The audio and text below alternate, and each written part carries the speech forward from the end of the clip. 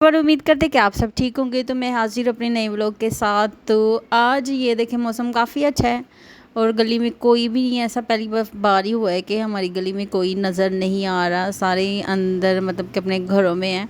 और मौसम देखें काफ़ी अच्छा है, ये मौजूदा ही है क्योंकि गली ऐसे कभी होती नहीं है इतनी सुनसान। लेकिन आज ही पता नहीं क्यों बच्चे पता नहीं किधर गए हुए हैं। तो उसी के बाद मैं कह रही थी अम्मी को मैं आपको दलिया बना देती हूँ। चलें अब दलिया बनाते हैं। तो अम्मी ने ना दलिए को छान के अच्छे से ना इनको रख दिया था, तो फिर मैंने इसको वॉश किया है और अच्छे से धोने के बाद मैंने हाथों से निचोड़ के ना इसको मैंने अब कढ़ाई में डाल दिया। कढ़ाई में डालने के बाद ना मैंने इसको सूखा ही भुना है और ये देखें बिल्कुल खुश्क हो चुका है, सारा पानी जो है ना इसका सूख चुका है और ये पहले की तरह ही हो गया सारा ना। अब मैं इसमें ना सिर्फ देसी घी के 2 चम्मच ऐड करूँगी और फिर इसको अच्छे से फ्राई करेंगे। इसका थोड़ा गोल्डन सा ना कलर आना शुरू हो जाएगा। ये ध्यान रखना है कि ना ज़्यादा कच्चा हो ना ज़्यादा पका हो, मतलब जला हुआ ना हो, ऐसे ही रखना है आपने। और घी डालने के बाद ना इसको थोड़ी देर के लिए और फ्राई करेंगे और फ्राई करने के बाद ना इसमें मैंने सिर्फ 1 जग पानी का डाला था क्योंकि ये दलिया सिर्फ 1 पाव था, तो इस वजह से ना तो मैंने 1 जग में इसको पकाया था। मैं कह रही थी अम्मी और ज़्यादा पानी डाल दो, अम्मी कहते फिर गैस चली जाएगी तो ये पकेगा भी नहीं, मतलब ये टाइम काफ़ी लग जाएगा। सिर्फ 1 जग ना पानी का काफ़ी है, ये अच्छे से गल जाएगा। पहले मैं कह रही थी इसको प्रेशर में बना दो, फिर मैंने कहा नहीं ऐसे ही तसले में बना देती हूँ। तो ये अब इसमें पानी डाल दिया है तो ये पकता रहेगा। तो इसमें ना चीनी साथ ही नहीं ऐड कर देते ना।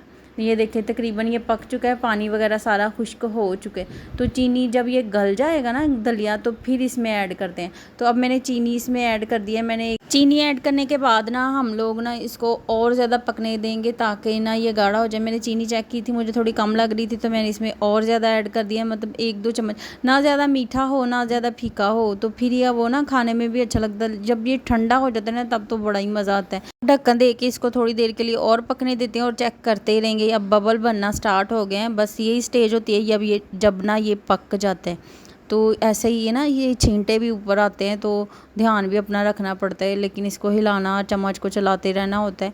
तो ये फाइनल है जी, ये पक चुका है। अब हम इसको उतारेंगे और नीचे लेके जाएंगे। जब ये थोड़ा ठंडा हो जाएगा तो अम्मी को डाल के देंगे, क्योंकि गर्म देंगे ना तो फिर वो जो जगह है ना जहाँ से दांत निकले हैं वहाँ से ब्लड निकलना शुरू हो जाता है, तो मसूड़े में से ना। तो इस वजह से हम लोग क्या करते हैं कि इसको ठंडा करके फिर मैं अम्मी को दूँगी। मैं इसको डाल के थोड़ी देर के लिए पंखे के नीचे रखती हूँ, फिर मैं अम्मी को देती हूँ।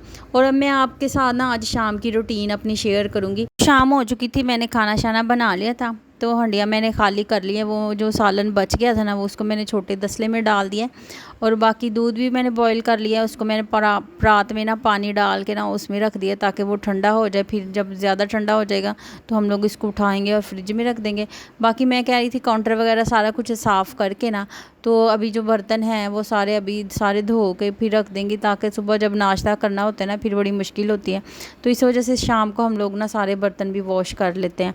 तो ऐसा अक्सर ही घरों में होता है, कुछ लोगों के घरों में नहीं होता, लेकिन अक्सर घरों में होता है कि शाम के बर्तन ना सारे लोग धो के ही फिर ही सोते हैं। उसके बाद ना मैं आपसे अपनी स्किन केयर जो है रूटीन वो भी शेयर करूँगी। और मैं हाँ सच, हम लोगों ने ना कल मूवी देखी थी कोरियन, बड़ा मज़ा आया था। वो इतनी इंटरेस्टिंग थी बहुत ज़्यादा, मेरा तो दिल ही नहीं कर रहा था उसको, मतलब एंड भी हो गए थे लेकिन हम लोग ना उसकी बातें करी जा रहे थे, बड़ा मज़ा आया था। वो एक बिल्डिंग थी और वो पानी में डूबना शुरू हो गई थी। इतनी ज़्यादा बारिशें कि हर तरफ पानी पानी पानी पानी और सारी उनकी बिल्डिंग ना वो डूबना शुरू हो गई। उसके पास एक बच्चा था उसका, वो उसको लेके बस वो कह रही थी कि मैं किसी ना किसी तरह इसको बचा लूँ। तो एंड पे क्या होता है कि वो क्या कहते हैं कि वो कुछ ना टीम वाले आते हैं, कुछ मेंबर्स होते हैं, क्योंकि वो इंजीनियर होती है ना लड़की, तो वो क्या कहते हैं कि बस उनको यही चाहिए होता है कि वो लड़की बस बच जाए। तो वो उसकी मदद के लिए आते हैं। वो पहले कहते हैं कि तेरे बच्चे को भी बचा लेंगे, लेकिन वो ऐसा नहीं करते। वो उसको वहाँ पे ना दगा दे के चले जाते हैं। उसके बच्चे को ना ऐसे हथकड़ी लगा के ना तो ग्रिल के साथ ऐसे बांध देते हैं उसको, एक ना इंजेक्शन लगा देते हैं, उसकी डेथ हो जाती है, उसके बाल भी काट देते हैं।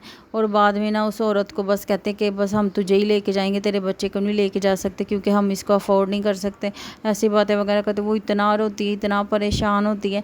बस एक माँ जो होती है ना वो मतलब कि सब कुछ कुछ कर सकती है, लेकिन अपने बच्चे को ऐसे नहीं छोड़ सकते। हालांकि उतनी इतनी ज़्यादा तकलीफ़ों को फेस किया था, इतने ज़्यादा पानी को, हर एक चीज़ को उसने फेस करके ना उस बच्चे को बचाया था। तो एंड पे बस उसके सामने ही उसने ना उसको मार दिया। तो वो इतना ज़्यादा रोई, इतना ज़्यादा, हम लोग भी मतलब कि हम लोग भी परेशान हो गए, हमारी आंखों में भी ऐसे आंसू आ गए थे, अम्मी भी परेशान हो गई। हम लोग मूवी देख के ना ऐसे रोना शुरू हो गए, लेकिन बड़ा मज़ा आ रहा था देखने में। बस ऐसे कि ना दिल कांप जाता है, रूह कांप जाती है, क्योंकि बच्चे तो कहते हैं वो कि जो होते हैं ना परिंदे, चरिंद परिंद, उनको भी अपने बच्चे तो प्यारे होते हैं। तो इंसान तो की तो फिर बात ही कुछ और है ना, ये तो फीलिंग्स अपनी बयान कर सकते हैं। हालांकि ये जो मतलब कि परिंदे होते हैं ना, ये अपनी फीलिंग नहीं बयान कर सकते, लेकिन वो भी अपने बच्चों के लिए बहुत एफ़र्ट्स करते हैं और उनके लिए घर बनाते हैं, अलग से घर बनाते हैं। यहीं से मुझे ना ज़हन में एक बात आ रही थी, क्या वो क्या होता है कि जॉइंट फैमिली में रहते ना, बंदा अपने माइंड को, अपनी सारी चीज़ों को शेयर करता है सारा कुछ, लेकिन जैसे ही घोंसला बनाते हैं ना परिंदे, तो किसी को इसके पास नहीं आने देते। ये भी तो उनकी एक सोच ही है ना। तो एक घोंसला बनाते हैं, उसमें अंडे देते हैं, उसमें ही वो बच्चे बनते हैं, उसी से वो उड़ान अपनी लेते हैं। तो उसके अंदर कोई एंटर नहीं हो सकता। ये एक उनका छोटा सा घर होता है। शायद ये एक मिसाल होती है, लेकिन हम लोगों को समझ नहीं आती कि हम लोग क्या करें। तो ज़िंदगी में बस इंसान को कुछ ना कुछ सीखना चाहिए ना। तो ऐसे ही घर होते हैं। तो जब आपकी शादी होती है तो आपको चाहिए होता है कि एक आपका अलग से घर हो, जहाँ पे आप ना अपनी ज़िंदगी अपनी तरीके से अपने बच्चों के साथ, अपने हस्बैंड के साथ गुजारें। तो पता नहीं, लोगों को समझ नहीं आती। लोग कहते हैं नहीं नहीं साथ रहेंगे, साथ रहेंगे, लानतें लेते जाना है, बातें सुनते जाना है, बातें करते जाना है, एक दूसरे को फेस नहीं करना है, एक दूसरे की तरफ देखना भी नहीं है, एक दूसरे से बात भी नहीं करनी, लेकिन साथ रहना है, साथ रहना है, साथ रहना है। पता नहीं क्या मिलना है साथ रह के, और ज़्यादा ज़िल्लत मिलनी है, पता नहीं और ज़्यादा बदनामियाँ मिलनी हैं, और ज़्यादा बातें निकलेंगी, और ज़्यादा बुरे काम होंगे, लड़ाई झगड़े होंगे। तो साथ रहने से कुछ नहीं होता, ये तो बस एक बात बनी हुई है। चले, मेरा सारा किचन भी साफ़ हो गया, बर्तन शर्तन भी साफ़ हो गए। अब हम लोग ना फेस वॉश करेंगे, उसके बाद मैं अपनी जो सारी रूटीन है वो आप लोगों से शेयर करूँ। ये विक्की वालों का फेस वॉश है। तकरीबन ना सारी चीज़ें उनकी हैं, लेकिन ये कि मेरे फेस पे ना इन्होंने बहुत अच्छे से वर्क किया है। तो मेरा फेस काफ़ी हद तक ठीक हो गया है। मतलब वहाँ मेरे ना स्याहियाँ बहुत ज़्यादा बन गई थी। जब मेरी बेटी हुई थी तो मेरी ना सारी फेस पे, स्किन पे ना तो पैचेस बनना शुरू हो गए थे। तो वो ख़त्म ही नहीं हो रहे थे। मैंने बहुत चीज़ें, बहुत से सीरम मैंने इस्तेमाल किए थे, बहुत से टोटके भी यूज़ किए थे, लेकिन मेरा फेस नीट नहीं हो रहा था। तो अब मेरा फेस जो है ना इस क्रीम की वजह से ना थोड़ा हो गया नीट। तो इस वजह से ना मैं कह रही थी कि मैं इसको अभी नहीं छोड़ूंगी। मैंने और ऑर्डर कर दिया है। तो मैं कह रही थी ये ख़त्म हो रहा है, तो चले जब तक ये ख़त्म होगा ना उतनी देर में एक और आ जाएगा। तो मैंने फ़ेस धो लिया है। अब ये मैं बैठ गई हूँ। फ़ेस को मैंने किसी कपड़े के साथ नहीं सुखाया। ये है जी, एक उनका है, क्या बोलते हैं उसको, रोज़ वाटर, और एक सीरम। पहले मैं सीरम अप्लाई करूँगी। इसको सिर्फ 2 घंटे के लिए अपने फेस पे लगाते हैं। ये तकरीबन ख़त्म ही हो चुका है, थोड़ा सा है। मैंने कहा चले इसको ज़ाया ज़रूर करना है, इसको जैसे तैसे करके निकालते हैं और लगा लेते हैं। ये सिर्फ जो आपकी स्किन पे दाने बनना शुरू हो जाते हैं ना, ये गर्मी की वजह से या फिर आप जंक फूड खाते हैं तो इसकी वजह से ना पिंपल वगैरह निकल आते हैं। तो ये इनको हील करने के लिए ये सीरम बनाया गया है।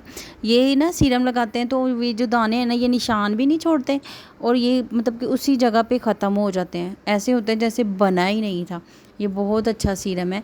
और ये देखें, स्प्रे भी बहुत अच्छा है। इसको सिर्फ अब मैं फ़ेस वॉश करके आऊँगी 2 घंटे के बाद, और फिर मैं आपको दिखाऊँगी इसको कैसे अप्लाई करते हैं। अब मैं जी रोज़ वाटर पहले लगाऊँगी। रोज़ वाटर लगाने के बाद ना हम लोग क्या करेंगे जी, क्रीम जो है वो अप्लाई करेंगे। अब मैं फ़ेस वॉश करके आ गई हूँ, तो अब मैं करूँगी जी रोज़ वाटर से स्प्रे, और गीले फेस पे इसको अप्लाई करते हैं। मुझे ना पहले लग रहा था इसको ड्राई होने देते हैं और उसके बाद अप्लाई करते हैं, लेकिन मैंने इसको किया भी है काफ़ी दफ़ा।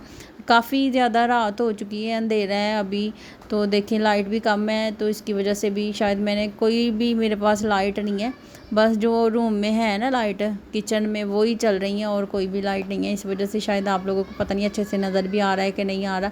लेकिन अब मैं इसको अप्लाई करूँगी अच्छे से, और फिर हम लोग ऐसे ही इसको लगा रहने देंगे और सो जाएंगे। सुबह वॉश करेंगे फेस को, और फिर से सीरम जो है वो अप्लाई कर लेंगे, और रोज़ वाटर से ऐसे स्प्रे करते रहेंगे दिन में 1-2। अब हम चाहते हैं इजाज़त, तो मिलते हैं नेक्स्ट व्लॉग में। अपना और अपनी फैमिली का बहुत सारा ख्याल रखिएगा, मुझे दुआ में याद रखिएगा।